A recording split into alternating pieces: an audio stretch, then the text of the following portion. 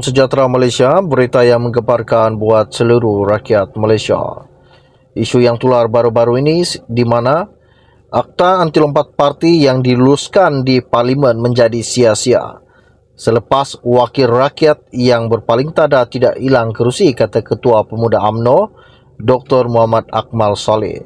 Dan selamat menjahanamkan negara, wahai katak-katak politik, kata Pemuda UMNO.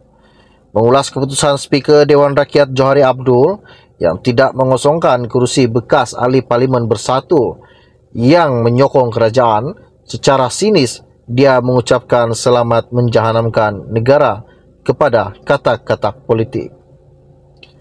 Sebelum ini, Presiden Bersatu Muhyiddin Yassin mengesahkan juga bahawa Speaker Dewan Rakyat Johari Abdul membuat keputusan itu pada Selasa lalu. Johari juga telah memutuskan tidak berlaku kekosongan kerusi yang disandang Syed Abu Husin Hafiz Syed Abdul Fasal, Bukit Gantang, Zahri Kecik, Jeli, Muhammad Azizi Abu Naim, Gua Musa, Iskandar di Zulkarnian Abdul Khalid Kuala Kangsar dan Dr. Zulkafli Hanapi Tanjung Karang.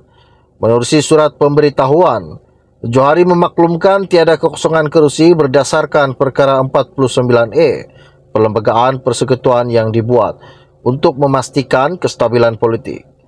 Dan baru-baru ini juga ahli Parlimen Perikatan Nasional PN bertindak keluar Dewan Rakyat sebagai tanda membantah keputusan tersebut. Dan protes itu diketahui Setiausaha Agung Bersatu Hamzah Zainuddin yang memberi ucapan panjang mengkritik keputusan Johari yang disifatkannya sebagai salah dan menjahanamkan Perlembagaan Persekutuan. Menurutnya Hamzah, selaku Setiausaha Agung, dia ada kuasa untuk menentukan sama ada keanggotaan mana-mana ahli parti tercut atau tidak. Katanya Johari sepatutnya mengikut langkah yang diambil Speaker DUN Kelantan Muhammad Amar Abdullah yang mengisytiharkan kerusi DUN Ngeri kosong selepas penyandangnya Muhammad Azizi Abu Naim tidak lagi menjadi ahli Bersatu. Keputusan Johari turut dikritik ahli Parlimen Pasir Gudang daripada PKR.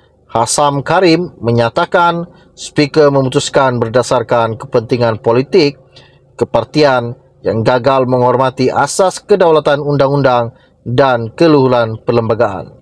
Semalam, Speaker Dewan Undangan Negeri DUN Selangor Lau Weng San turut mengumumkan tidak ada berlaku kekosongan luar jangka bagi kerusi Selat Klang yang disandang Abdul Rashid Asari yang mengisytiharkan sokongan terhadap kepimpinan Menteri Besar Selangor Amiruddin Syahri.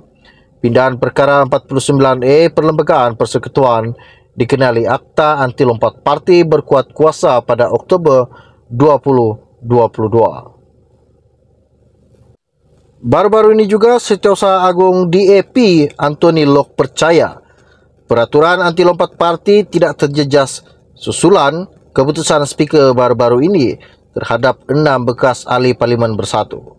Lok juga telah menjelaskan ini kerana tidak seperti Bersatu, parti itu telah menggumbal peruntukan itu sebelum pilihan raya umum. Katanya, maka semua calon yang bertanding atas tiket kita sebagai calon daripada parti DAP telah pun terikat dengan fasal dalam perlembagaan parti tersebut, iaitu sekiranya seseorang itu tidak menghindari ataupun tidak mengikut perintah apapun arahan daripada pucuk kepimpinan, maka kerusi itu akan dikosongkan melalui notis kepada Speaker. Syarat ataupun pasal itu telah pun berada dalam perlembagaan parti kita sebelum pilihan raya umum lagi.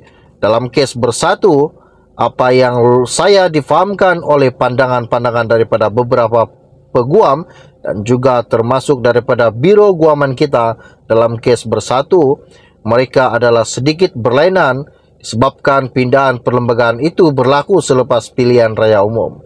Katanya Lok pada sidang media di Parlimen baru-baru ini. Speaker Dewan Rakyat Johari Abdul juga telah menolak permintaan Bersatu untuk memecat 6 ahli Parlimen yang dilucutkan keahlian parti mereka selepas gagal mematuhi peraturan terkini. Peraturan itu sama seperti yang dilaksanakan oleh DAP, Amanah dan UMNO yang menghukum ahli parlimen yang berpaling tada dengan melecutkan keahlian mereka. Dalam surat Johari yang dilihat oleh Malaysia kini, Speaker berhujah peraturan bersatu bertentangan dengan Perlembagaan Persekutuan dan peraturan parlimen yang menjamin kebebasan ahli parlimen untuk bersuara, berdebat dan mengundi. Sementara itu juga, percanggahan dalam perlembagaan membolehkan 6 bekas ahli parlimen bersatu terus mengekalkan kerusi masing-masing di Dewan Rakyat, kata seorang peguam terkenal. Pada masa yang sama, Muhammad Hanif Khatri Abdullah turut mempersoalkan mengapa semua 222 ahli Dewan Rakyat tidak melihat percanggahan itu sebelum meluluskan perkara 49A Perlembagaan Persekutuan 2 tahun yang lalu. Peguam itu menegaskan juga kewaspadaan di pihak ahli parlimen terbabit sepatutnya boleh memastikan pindaan perlembagaan berkenaan dapat menangani isu 6 ahli parlimen bersatu yang memberikan sokongan kepada Perdana Menteri Anwar Ibrahim. Kata peguam, ada satu sebelas susah dalam perkara 49A itu menyatakan seseorang ahli parlimen akan berhenti menjadi ahli parlimen jika dia meletakkan jawatan atau berhenti menjadi ahli bagi parti politik menjadi tiket dia bertanding dan menang dalam sesebuah pilihan raya. Bagaimanapun, menurut Hanif Khatri, dia juga menyatakan seorang ahli parlimen tidak boleh terhenti menjadi anggota Dewan semata-mata kerana dipecat daripada parti politik. Program itu juga berkata, peruntukan perlembagaan semasa menyatakan tindakan ahli parlimen sukarela meninggalkan parti akan menyebabkan dia kehilangan kerusi tersebut.